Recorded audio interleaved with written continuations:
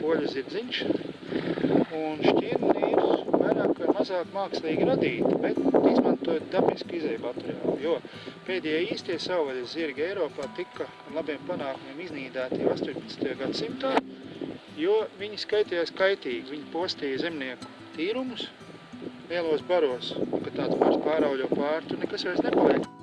Tādu jaukteņu bija ļoti daudz, un poļu zinātnieki, brāļi Vitulāni pagājušā gadsimta 30. gados sāka projektu, ka viņi māca šos te jaukteņus, krustoja savā starpā un mācīja atpakaļ dzīvot savvaļā.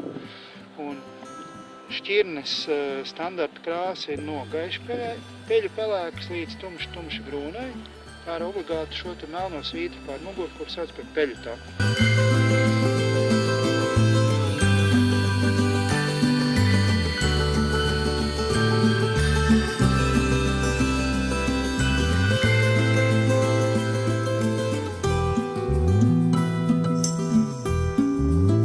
Bet ir arī viens vai divi tādi tiešām dominējošie zirgi pār visu to pāri, kur ir vecākie, gudrākie, stiprākie.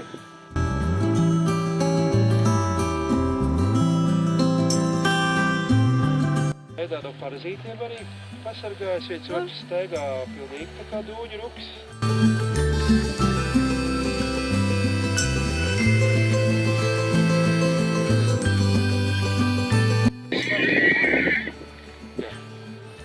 Šitais ir maigi, šitais nav nekas. Īstie kautiņi ir maijā. Nē, es esmu stiprākais. Es esmu stiprākais. Tādā veidā viņas pirms mēģina to pierādīt. Jā. Un var gadīties, ka viņi arī tulītās... Nē, šita laikam klapa nebūs. Nē, drusku būs. Nebūs.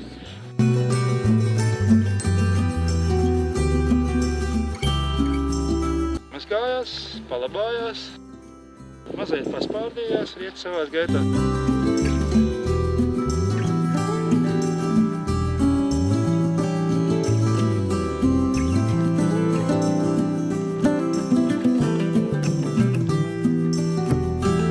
Vecākās un gudrākās ķēvis ir statusā diezgan tuvu ērziņam vienot. Viņi var tomēr tādu kavalieru, kurš viņiem galīgi nepatīk, var atļauties viņam iespēt pa zobiem un aiziet.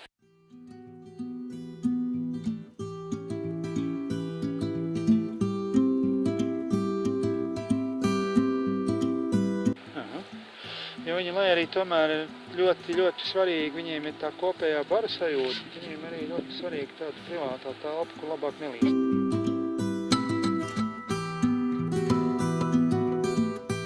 Sliktākais scenārijs, kas šeit diezgan bieži gadās, tas ir ziemas plūdi. Tas ir tā, ka kaut kādā decembra mēnesī, janvārī visi pļauj pārplūst janvāra sākumā, un tad nāk sals, un tad viss ir ne tikai zem sniegs, bet zem lēka. Tas ir sliktākais, kas var būt, jo tad viņiem tiešām nav nekā ko ēst. Kaut kas deva signālu.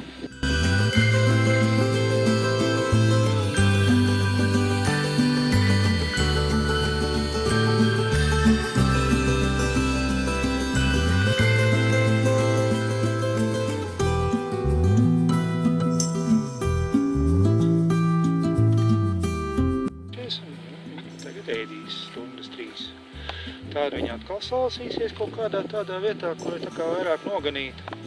Atkal kādu pusstundu, daļa gulēs, daļa negulēs, jo ir tā, ka viņi ir dzīvnieki, kas ir aktīvi diennakti.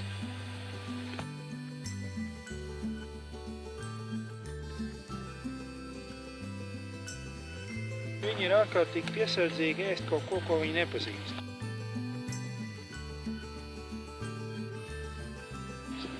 Tajā ziņā viņi ir ievērojami prātīgāki pār, piemēram, mājas teļiem, pa kuriem dzirdēts, ka iedod viņam siedaru, viņš apēd ar visām šņorēm. Tad tas šņoras vēderā sapidās.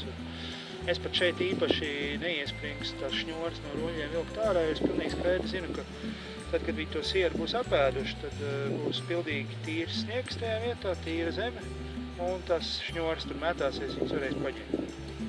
Viņi neēd neko, ko viņi nepazīst, jo viņi ir ārkārtīgi piesardzīgi dzīvnieki tajā ziņā.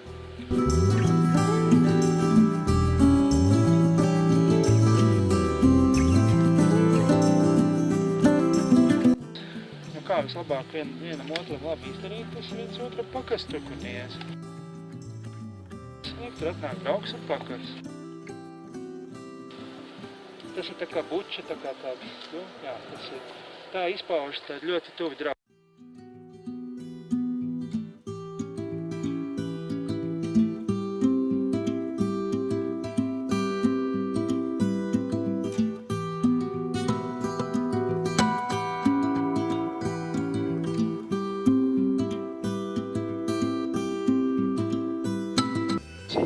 Citainām krēbēm šitais ir interesants harēms. Viņš ir interesants to, ka viņā ir, jā, tā viņa audzina mazos. Tas bija padevības žests.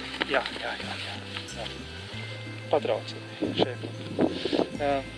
Šitajā harēmā ir divi vadošie ērzeļi. Viņi ir draugi no bērnības, viņi turās kopā, bet līderis nešaubīgi ir šis te, tas, kas tur, tas ar tām tumšajām krēpēm, tas druknais, tas ir viņam tā kā sekundāts.